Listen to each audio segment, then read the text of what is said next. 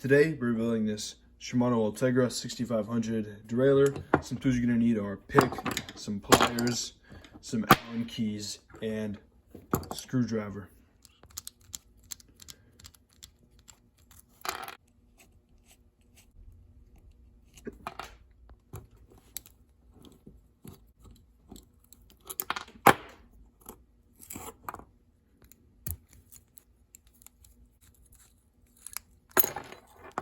All right, now for the B-nickel, pretty simple. Grab your 2mm and unscrew this little pin right here.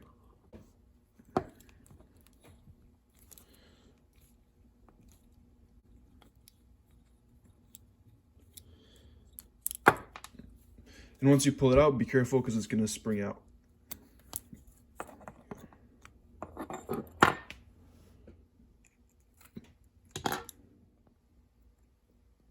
All right, and now for this clip, you want to grab it like right here, and you want to rotate it around so it can go out in between these two little tabs. And then grab it with your pick and pull it off.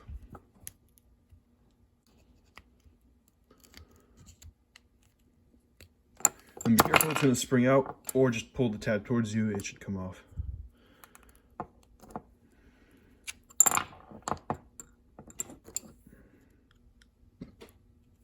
Check that out. All right, now finally everything's nice and taken apart. Now it's time to clean. For this you can use some cleaner or degreaser. I like to use brake cleaner or acetone. If you have any rust, you can use some aluminum foil and water or some vinegar. If you have any thick dirt, you can use steel or a brass brush. And now let's go over what to do with the sealed bearing pulley. First of all, pop it off. Slide this thing out. It's really recommended to re-grease these. It's going to make them last a lot longer, and especially if they're older like this, it's good to refresh the grease in there, even if it spins well. All right, so now you want to grab the seal from the middle, kind of lift it up like this. It just pops off. You can also do it from the outside. Inspect the grease. This grease looks very, very good, so I'm probably just going to leave it alone. If it's orange or green like this, you want to just leave it.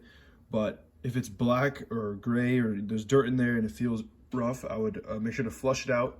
Put it in the ultrasonic, maybe use some brake cleaner, and make sure it spins nice and smooth. Then repack it with some grease, and you should be good to go. So I just cleaned up some of this outer area, a little bit around the metal rings. Just make sure it's all nice and clean.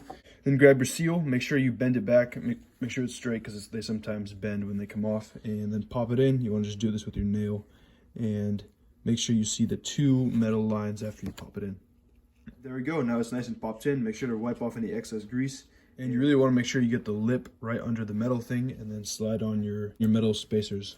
When you slide on your little metal seals, you want to make sure the other side of that little sleeve isn't protruding here, and then you want to grab it and pop it on, and you're going to hear the little pop when you push it on. Not hear the pop, but just make sure these washers are on there and they don't come off, and there you go. Now you've rebuilt your pulley. And in my case, I'm using this ultrasonic cleaner. All I'm using is water and dish soap.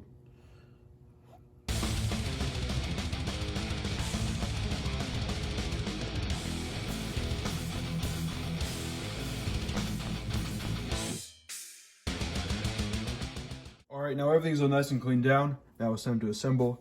Another thing you're gonna need is grease. All right, first thing you wanna do, you wanna grease up the inside of the pinochle. I'm just using some of this ram butter stuff.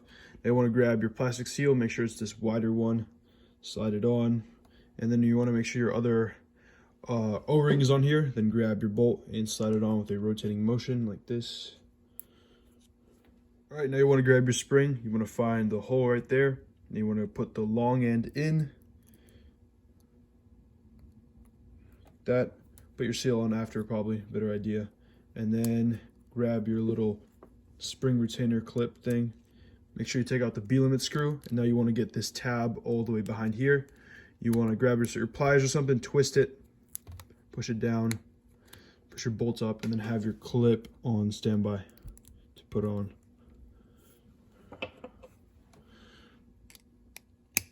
There you go.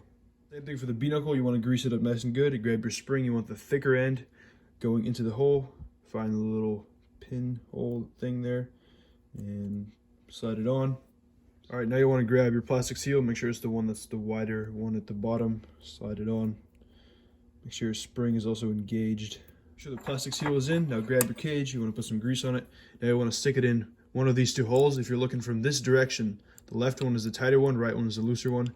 I want to go with the tighter one. Now your cage looks like this. You want to rotate it counterclockwise all the way around like this. Then push it down. And once it's all the way down, you want to make sure it's all the way down. You want to grab your pin, put some grease on it, and screw it in.